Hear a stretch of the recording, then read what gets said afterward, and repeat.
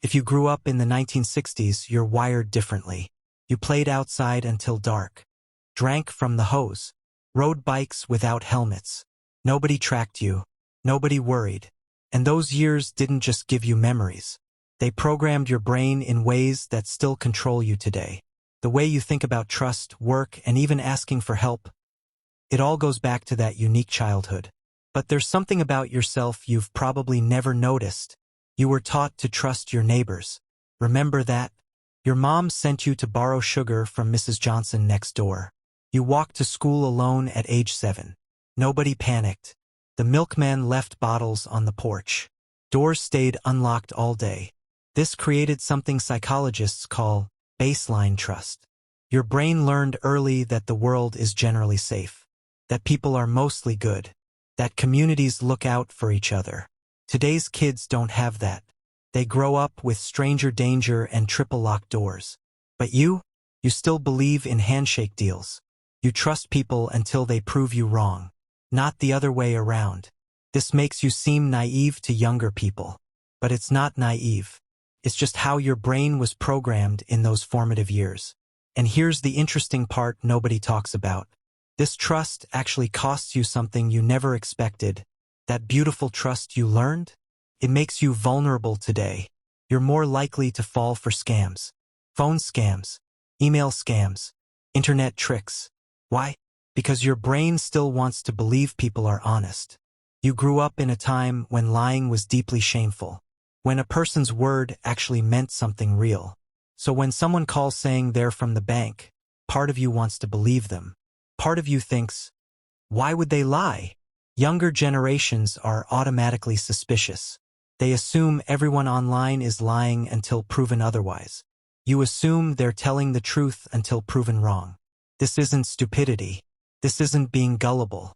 It's conditioning from a different era. Your childhood taught you that most people can be trusted. And rewiring that brain pattern takes tremendous conscious effort. But there's something else from your childhood that shaped you even more deeply. Something about independence that changed your entire personality. You were taught to figure things out yourself. Fall down? Get back up. Lost? Find your way home. Bored? Go make something happen. Your parents didn't hover over you. They didn't schedule playdates or drive you everywhere. You had freedom, real unsupervised freedom. And that freedom taught you serious independence. Psychologists call this self-reliance training. You learned that you're responsible for yourself, that asking for help is a sign of weakness, that struggling alone is just part of growing up. This is why you hate asking your kids for help with your phone today. Why you'd rather struggle for an hour alone than bother someone for 2 minutes. It's not pride. It's not stubbornness. It's programming from age 5. Your brain learned that independence equals maturity, that needing people equals failure. But this created an unexpected problem that followed you into adulthood. A problem that affects your relationships even today. That fierce independence? It makes real connection harder now. You don't want to burden anyone with your problems. You don't share your struggles or fears. You keep everything to yourself. This worked fine when you were younger and stronger. But as you age, it creates deep isolation. Your kids want to help you. Your friends want to be there. But you won't let them in. You say, I'm fine when you're clearly not. You handle doctor appointments alone. You deal with grief alone. Why? Because your childhood taught you that needing people is weakness, that asking for support is being a burden. But here's what research shows clearly. The happiest older adults are those who learn to ask for support, who let people help them, who stayed emotionally connected. Your generation struggles with this more than any other generation. Not because you're cold or uncaring, but because independence was your core survival skill growing up. And there's another survival skill you learned. One that shaped how you see work forever. You were taught that hard work equals worth. Your dad went to work every single day. No excuses. No sick days unless you were actually dying. Your mom kept the house spotless while raising 5 kids. Nobody complained about being tired. Nobody talked about burnout or stress. Work was life, and life was work. Simple as that.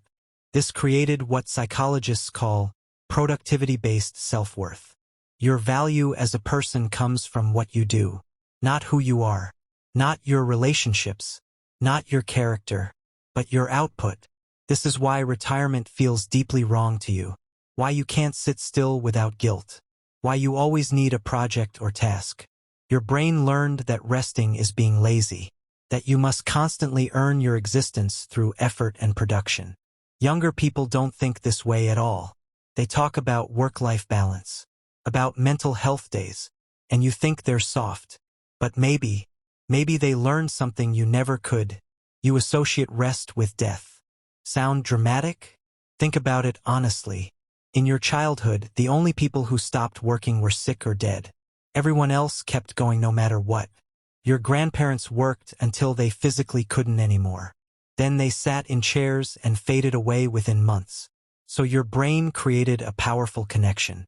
Movement equals life. Stopping equals the end. This is why you feel crushing guilt watching TV during the day. Why you need to justify every moment of relaxation. Why doing nothing makes you deeply anxious. It's not just your personality or work ethic. It's survival programming from childhood. Your brain literally thinks rest is dangerous to your existence. But this comes with a real cost. Your body desperately needs rest. Your mind needs peace and quiet.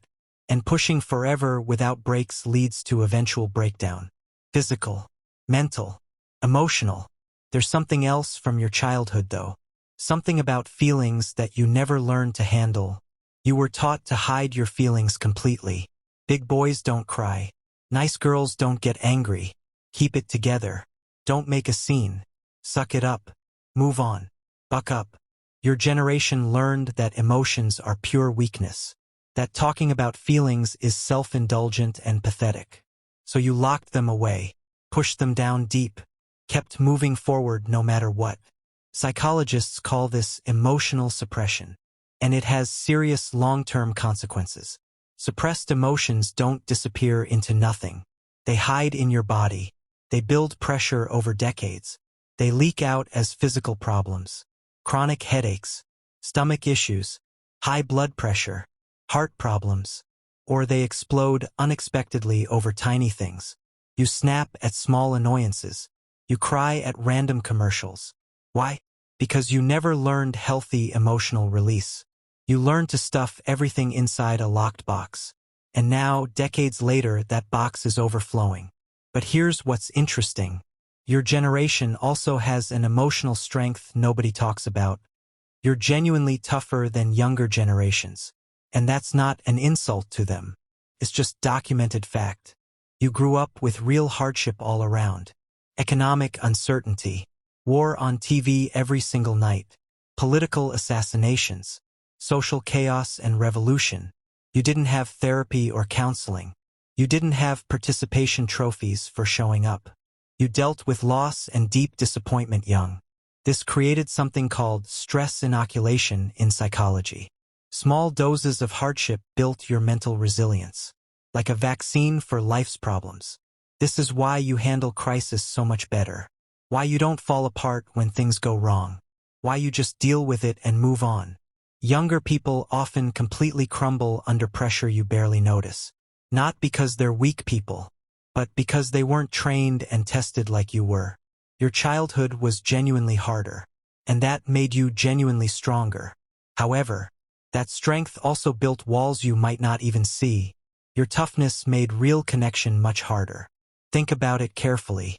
You learned to handle everything alone, to not need anyone ever, to be strong no matter what happens. This makes you incredibly reliable, capable, impressive to others, but it also makes you emotionally distant. Your kids don't know your deepest fears. Your spouse doesn't know your real doubts.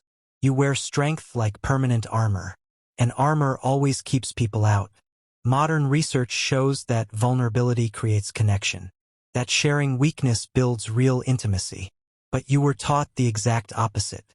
Show weakness and you'll be hurt. Need someone and they'll let you down. So you stayed strong through everything. And you stayed alone. Even surrounded by family, you can feel deeply isolated. Because nobody really knows you. Nobody sees behind the wall you built. Nobody understands what you actually feel. And there's one more thing. One final pattern that shapes your entire worldview. You believe in loyalty above almost everything. To companies, to marriages, to commitments made. You don't job hop like young people do. You don't quit when things get hard. You don't divorce over growing apart or finding yourself. Why? Because your childhood taught you that quitting is complete failure. Your parents stayed married no matter what happened. Your dad worked the same job for 40 years straight. Nobody walked away from commitments. Ever. This created deep loyalty programming in your brain. Your word is your bond. Promise is absolutely sacred. This makes you incredibly reliable and trustworthy. But it also keeps you stuck sometimes. In bad jobs that drain you. In unhappy situations that hurt you. In relationships that died years ago. Because leaving feels like personal betrayal. Even when staying hurts you deeply, this loyalty is both your greatest strength and your biggest trap. But understanding it clearly, understanding it might finally set you free. Growing up in the 1960s gave you something genuinely special. Real resilience, true independence, deep loyalty, baseline trust, unshakable work ethic. These aren't small things at all. They're the foundation of who you are today. But they also came with real costs, emotional isolation, protective walls, difficulty resting, trouble asking for help. Here's the truth you need to hear. You don't need to change who you fundamentally are. But understanding why you are this way, that's incredibly powerful. You can honor your strengths while healing your struggles.